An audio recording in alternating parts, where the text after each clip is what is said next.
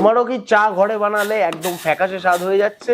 Don't worry, 3টে simple step বলে দেবো যাতে ঘরের স্টাইলে তুমি চাটাকে বানাতে পারো অদ্ভুতভাবে ফ্লেভারফুল, কারণ বাঙালির কিন্তু চা ছাড়া চলে না। আর নাম্বার 3 তো খুব ইম্পর্টেন্ট, একদম মিস করবে না।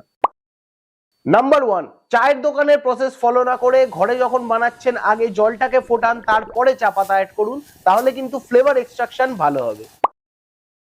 নাম্বার 2, চা পাতা ঢালার পরে কিন্তু কখনো বেশি সময় ধরে ফোটাবেন না।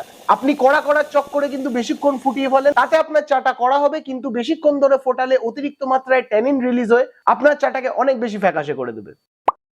নাম্বার 3, এইটাতে আপনি একটু অবাক হতে পারেন, তবে চা বানানোর সময় দুধ অ্যাড করুন একদম লাস্টে, কারণ ঠান্ডা দুধ চায়ের মধ্যে প্রথমেই ঢেলে দিলে তার টেম্পারেচারটা অনেকটা ড্রপ করে যায়, ফলে চায়ের যে ফ্লেভার বেরোনোর প্রসেসটা সেটা স্টপ হয়ে গিয়ে চায়ের ফ্লেভার কিন্তু অনেকটাই কম এক্সট্রাকশন হয়। তাই এই 3টে সিম্পল স্টেপকে ফলো করে ঘরে বানান দারুণ ফ্লেভারফুল চা। আর আপনি যদি 100% ফ্রিতে 5টা সুন্দর রেসিপির পিডিএফ পেতে চান, তাহলে নিচে কমেন্ট করুন রেসিপি এবং আপনার ডিএম চেক করুন এবং চ্যানেলটিকে ফলো করে নিন এরকম আরো ইন্টারেস্টিং তথ্য পেতে।